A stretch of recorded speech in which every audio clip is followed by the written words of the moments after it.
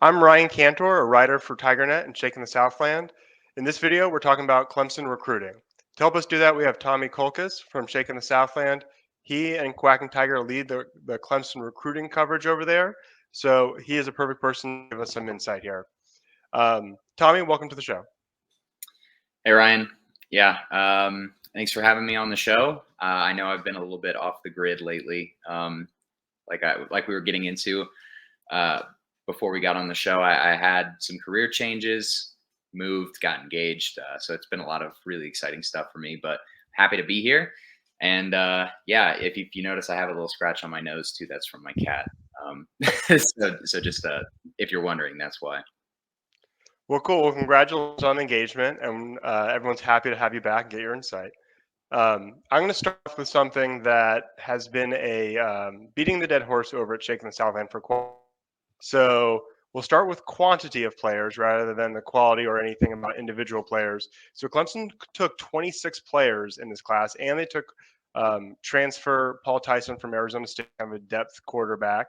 And in a recent interview, Coach Sweeney said they're currently at 88 scholarships.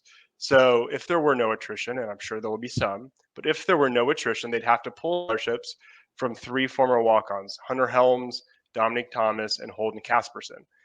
I know that for myself and QT and others at Shaking the Southland, we've been begging for more aggressive roster management. Do you feel like you've seen that? Are you happy with it? What are your thoughts on the quantity and the way they've given out scholarships this year? Yeah, I think that roster management has improved to a certain extent. I also think there's a lot of room for improvement, namely by taking more players at certain positions, especially wide receiver. Wide receiver has been a big problem for us all season. Really, the last few seasons, I feel like we've been lacking elite players.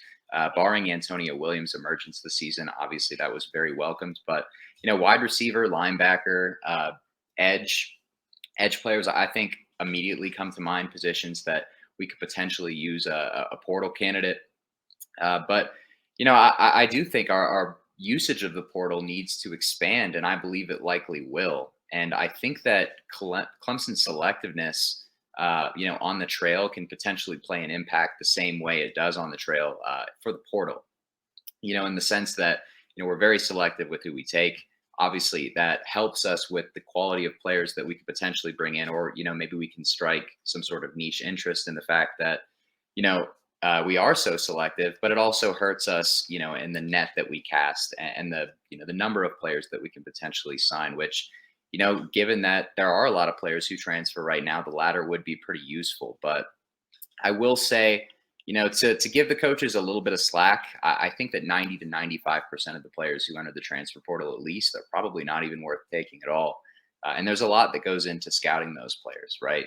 Some players, there's a lot of unproven players. For example, there's a lot of players with cultural issues, and then obviously you have all the issues with NIL that come with potentially landing a transfer portal player as well. But I will say, I at least feel like they're doing a better job in taking bigger classes than the past.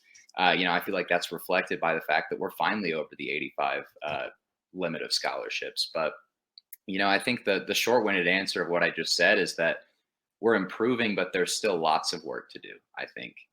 But I'm optimistic that the results of this past season, kind of what we've seen with Dabo kind of branching more into the transfer portal than before, being more willing to, I should say, at least behind the scenes, I believe that he's shown a larger willingness to attack the portal. I think Garrett Riley will help a little bit too, in the odds of us using the portal. What do you say to folks who say, "Well, Clemson can't use the portal. Clemson doesn't buy kids, and everyone in the portal, you have to pay for them." What do you say to that? Well, I don't know if you remember, Ryan, but I was very pessimistic about the portal recruiting, specifically as it relates to finances. I feel like it has.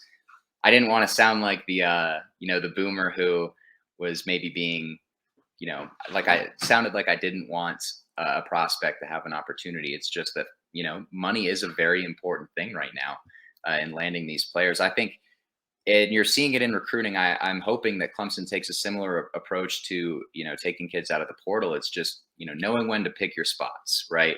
Finding those guys who are potentially culture fits, and you know, really honing in on those recruitments and really trying to win those guys over.